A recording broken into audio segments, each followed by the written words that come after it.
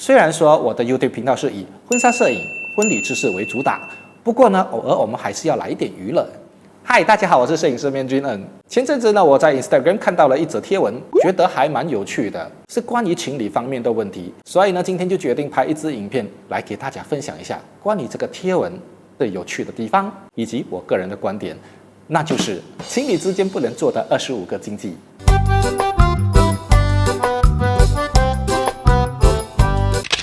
正在观看影片的你们，无论是男生或是女生，无论你们的状态是属于单身、恋爱中或是已婚，都欢迎大家一起来留言发表你们对于以下这25个禁忌的观点和看法。首先，我们来看第一则：随便翻对方的东西。我并没有乱翻啊。假设说我们出外用餐，恰好对方上了洗手间，而我恰好需要用到纸巾。然后我就从对方的包包里面拿了一包纸巾出来，虽然说这也算是翻找对方的东西，但是我并没有乱翻啊，我只不过是拿一包纸巾出来而已啊，我都从来不会去翻别人的东西耶。但别人来翻我的东西，比如说你来翻找我的包包，然后从我的包包里面取了一些东西去用，用了之后你要放回去我的包包里面。只要用了东西有放回原位，我就不会太介意。对你们来说，怎么样的行为才叫做随便翻对方的东西呢？记得留言，大家一起讨论一下。接着我们来看第二则：冷战不愿沟通。我相信对大部分的男生来说，冷战不是不愿意沟通吧？男生都很愿意沟通，但问题是女方愿意聆听吗？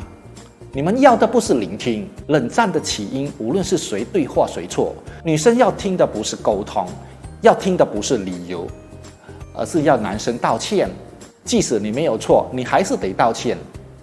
所以这个叫做沟通嘛？你这不叫沟通，你这个叫强迫。所以冷战不愿意沟通，是谁不愿意沟通？我都很乐意沟通啊，而且我这人很好沟通啊。第三，总是让对方吃醋。啊，你吃醋关我屁事啊！我又没有要让你吃醋，容易吃醋是对方的缺点，怎么会变成好像是我的错了呢？我没有要让你吃醋啊，是你容易吃醋。因为对于一个爱吃醋的人来说，无论你是做什么事情、什么样的行为、什么样的举动、什么样的眼神、什么样的笑容，都很容易惹上对方吃醋。所以那个问题不在于本身，而在于对方。那这不关我的事啊。我们来看第四则：把他的糗事告诉外人。如果你没有糗事，那我自然就不会告诉外人啦。而且外人指的是你和我以外的人，第三方叫做外人。那也就是说，这些糗事是在两个人相处的时候的私人空间所发生的事情。换言之，如果我不跟外人说，那我能够跟谁说？我只能够跟你说，或者对自己说。而跟你说，你改进了吗？你没有改进啊。而如果跟自己说，那憋在心里面，这样子憋久了会憋出病啊。跟你讲你又不听，憋在心里面我又很辛苦，去外面找人诉苦，你又说我把糗事告诉别人，怎么又是我的错了呢？啊，明明发生糗事的人是你呀。不过当然，每个人所在意的糗事的等级不一样，有些人把一些很细微的小事情当作很糗，但是这个事情对另一方来说，这其实没什么大不了，只不过是生活里面的一段小插曲。OK， 我们来看第五则：一直碰触他不愿提及的话题。如果是伤心事的话，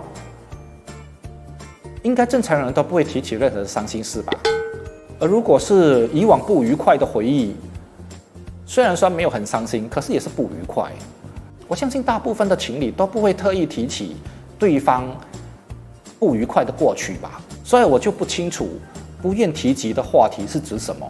而如果你不愿意对方提起这个话题的话，这个也不难沟通啊。第六，吵架时翻旧账。吵架时翻旧账很正常啊，不翻旧账翻什么？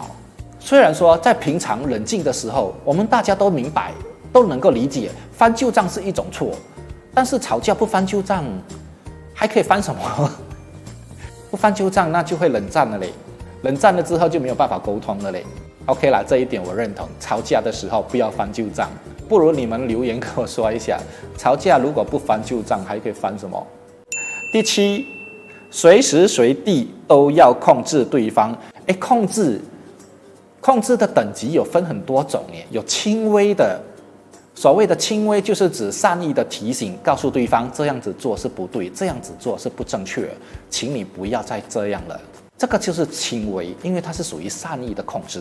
而严重的，那当然是不可以。比如说，有些人会很严重的控制对方的回家的时间，或是在外头的时候，都必须每小时向对方报备你的所在地，跟谁在一起，甚至有一些会要求除了电话信息还要拍照作证。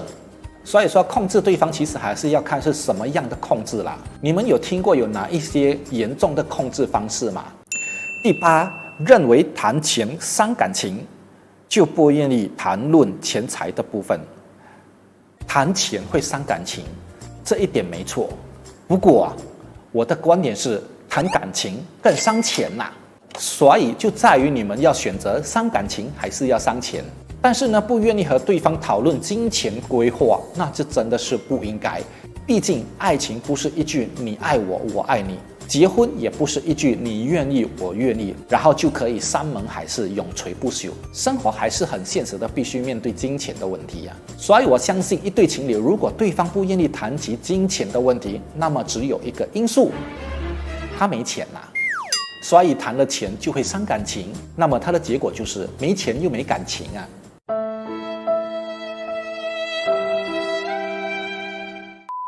而对一个富有的人来说，谈感情就会伤钱啊。可是没关系，因为他有的是钱，他缺的就是感情，理解了吗？第9，欺骗对方，隐瞒事实。欺骗，看是什么样的欺骗？欺骗有分善意的，也有恶意的。隐瞒对方，隐瞒事实，短暂的隐瞒是因为对方在那个时间点还没有办法接受事实，还没有办法承受真相的压力。当然，长期的隐瞒是不正确的。第10，和前任偷偷联系，现任不知情，这个就真的是很不对，因为这已经算是心理上的出轨了，而肉体上嘛，还没开始而已。第11，放大对方的缺点，是指一直强调对方的缺点嘛？那就要看对方的缺点是什么。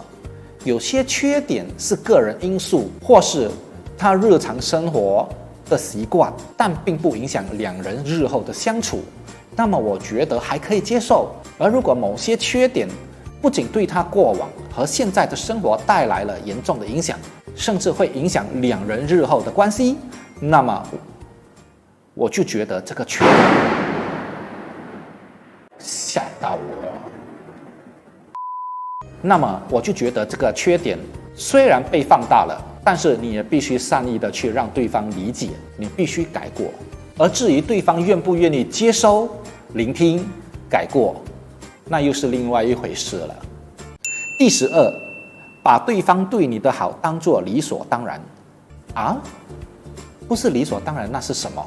是有目的、有企图心、不怀好意、有条件交换，还是指什么？把对方对你的好当作理所当然，这里指的是说不应该把对方的好当作是理所当然。我觉得当作理所当然没有错啊，你觉得有什么错？恋爱时期对方对你的好不是理所当然的话，那请问应该是什么呢？如果在恋爱的时候对方对你的好是有其他目的的话，那不是更奇怪吗？还唔係呀？第13，出轨让对方戴绿帽，这个不用讲，这肯定是不正确的行为。第14，过度质疑对方，要求对方都要提出证据。我想起一句经典的 TVB 台词：这里不是法庭，不需要什么事情都讲证据，我的双眼就是证据。的确啦，两个人在一起，没有什么事情是不能够谈的。任何的争吵，你要么就是给一个解释，而不是要求对方给出铁一般的证据来证明事情的对或错。任何的理由或解释，说了就算，听了就算，信不信在于你。两个人相处的最基本就是信任，而不是拿出证据。第15，追究前任的所有问题啊？你跟这个人在一起的目的是为了追求前任的所有的问题，这不对呀。也没有人会经常去追究前任的问题吧？他都已经是过去式了，会有情侣一直在追究前任的问题没？追究前任什么问题？我没有问题耶。你们会追究前任什么问题？你们有听过人家追究前任哪些问题？第16，在对方不知情下偷看对方手机啊，这个很平常吧？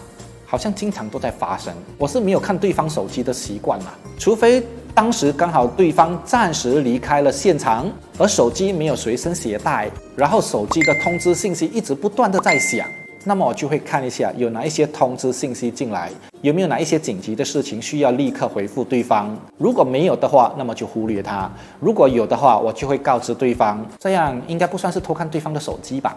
第17，吵架时把分手挂在嘴边啊，这个真的很不应该。两个人在一起就是为了长远的相处，就是为了走向婚姻的路途。如果一对情侣吵架，动不动就把分手挂在嘴边，那对我来说，要么你就是在威胁我向你屈服，要么你就是让我觉得你真的很想分手，你真的很急着要分手。如果是真的，那么我会成全。毕竟啊，一个人如果经常把分手都挂在嘴边，那就代表如果以后结了婚，他也一样会把离婚这2个字挂在嘴边。第18，从来不送礼，指任何一点心意，也不注重生活情趣。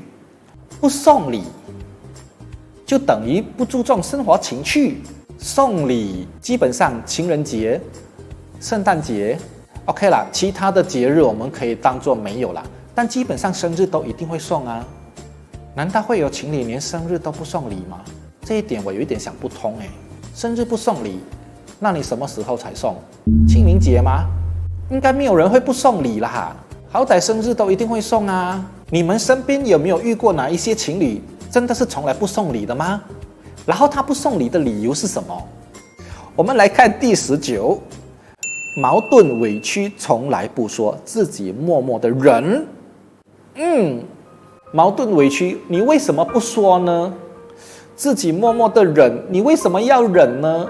因为说了对方都未必会听，听了都未必会认，认了未必会做，做了又做错，错了又不听，所以就矛盾咯，然后就委屈咯，就不说咯。第20，强迫对方做对方不想做的事情，比如说，我只是抱一下，我不会做其他的事情。那除此之外，在生活中，作为情侣或是夫妻，你们曾经强迫对方做哪一些对方不想做的事情呢？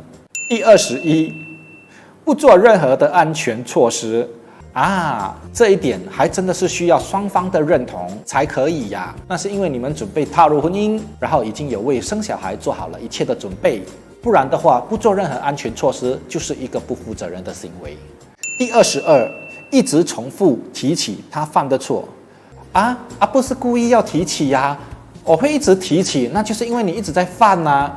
有些人说一次就不会犯，可是有一些错误是因为日常的习惯，一直不断的犯同样的错误，都不懂得改进，所以才要另外一方一直不断的提起。可是提了多少次他还是犯啊，而虽然他一直重复的不断的犯，不代表他就是对的，不代表别人不需要提起他犯的错，他可以不断的犯错，那为什么别人不能不断的提起呢？这不合理吧？所以叫你要一直不断犯同样的错，不知道你们认同我的观点吗？留言让我知道一下。第23，因为小事任性把他半夜吵醒。对 ，yes right， 正确。我知道大部分的女生都比较情绪化，对于很多事情都很容易产生纠结，纠结到3更半夜不睡觉，然后就把对方给吵醒。你要纠结，你要闹情绪，那请不要把这负面的能量影响别人，尤其是在睡觉的时候。我相信无论是男生或女生，只要在半夜睡觉的时候被吵醒，就因为你的任性而引起了争吵，那你就不要怪我翻旧账。而如果我选择不跟你争吵，你就不要怪我冷战不沟通，係唔係呀？第24，要他为你牺牲奉献。牺牲什么？奉献什么？听起来好像很恐怖诶。你会让你最爱的另一方去牺牲色相吗？奉献，生孩子算是伟大的奉献吧。所以如果男生在婚后要求女方生小孩，当然前提是双方身体状况以及家庭经济能力允许的情况之下，然后向对方提出这个要求，我不觉得这有哪里过分啊。其实这样的奉献会不合理吗？你觉得会过分吗？第25，要他随时报备在哪里，跟谁在一起，随时都要拍照视讯。啊哈，这一点不就是刚才第几的？第7，随时随地都要控制对方。我的确有遇过这类的情侣，他无论去任何地方，几乎每小时都要向对方报备，然后还要一直不断的拍照，告诉对方我正在做些什么，然后跟谁在一起。这样子好累耶！你身边有没有遇过这样的人呢？还是你本身就是这样的人？我没有哦。OK， 讲完了情侣之间不能做的25个禁忌。如果你喜欢我今天的影片，请记得帮我点赞，然后订阅我的 YouTube 频道。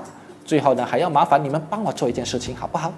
那就是帮我把这部影片分享给已经结婚或者还没结婚的朋友。拜。